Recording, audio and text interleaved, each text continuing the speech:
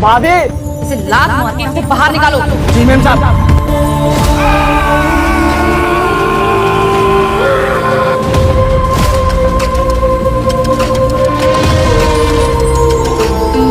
अभी आप मेरे साथ बहुत गलत कर रही है, भैया को बताऊंगा, फिर आपको छोड़ेंगे नहीं वो। अबे ओ गार्ड, तुझे समझ में नहीं आ रहा मैं क्या बोल रही हूँ? इसे लात मार के यहाँ से बाहर निकाल, ये अंदर नहीं आना चाहिए।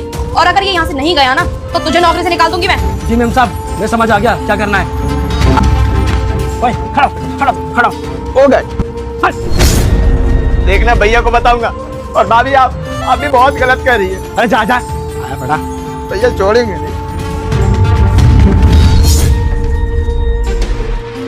भाभी फिर से आ गया, मना किया था ना मैंने तुझे कि इस घर के अंदर कदम रखने की जरूरत नहीं है। मुझे लगता है तुझे फिर से भगाना पड़ेगा। चल निकल यहाँ। अमृता।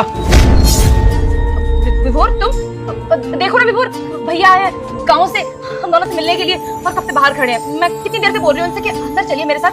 भैया अभी भी आप शक्ल देख रहे हैं मेरी, भैया अंदर आइए। एक मिनट देख लिया भाई, तेरी भाभी ना सिर्फ एक अच्छी भाभी है, अच्छी पत्नी है, बल्कि कितनी अच्छी एक्ट्रेस है। अमृता मुझे तो समझ नहीं आ रहा है भाई, यही प्रॉब्लम होती है इन जैसी दोगली औरतों के साथ। ये इतनी चालाक होती है ना कि जब तक इनको सबूत ना दो ये अपनी गलती नहीं मानती है। काट। इसने मुझे सारी सच्चाई बता दी है। तुम्हें मुझे एक एक बात बता दी क्योंकि इसको अपनी नौकरी बचानी थी। और अब गाटी मेरी बात सुन, अगर तुझे अपनी नौकरी बचानी है तो एक चीज तुझे और करनी पड़ेगी, अपने आप को अभी कस के थप्पड़ मार। अगर अपनी नौकरी चाहता है तो करिए काम अभी। गुड। हाँ जी, आपके प्याले का फैसला तो कर दिया मैंने। अब जरा आप मुझे बता दीजिए कि आपका क्या किया जाए। आपने जो मेरे भाई के लिए अपने अंदर नफरत पाल रखी है, क्या मैं इसका रीजन जान सकता हूँ? विभोर, वो मुझे मेरे घर में ना कोई तीसरा पर्सन नहीं चाहिए। मैं चाहती हूँ कि इस घर में बस हम दोनों रहें। अगर कोई तीसरा पर्सन आके रहेगा हमारे साथ तो मुझे इरिटेशन होगी। बस इसीलिए मैं इसको धक्के मार के यहाँ से निकाल दिया। मैं नहीं चाहती कि हमारे साथ रहे। और तुम भी एक काम करो ना, इसे यहाँ से भगा दो। सॉरी अमृता, मुझसे बहुत बड़ी गलती होगी। मैंने तुम पर इस तरह से हाथ उठा दिया, प्लीज मुझे माफ कर दो। आइंदा मैं ये गलती कभी नहीं दोहराऊंगा। बस लास्ट चांस दे दो। कर दोगी माफ?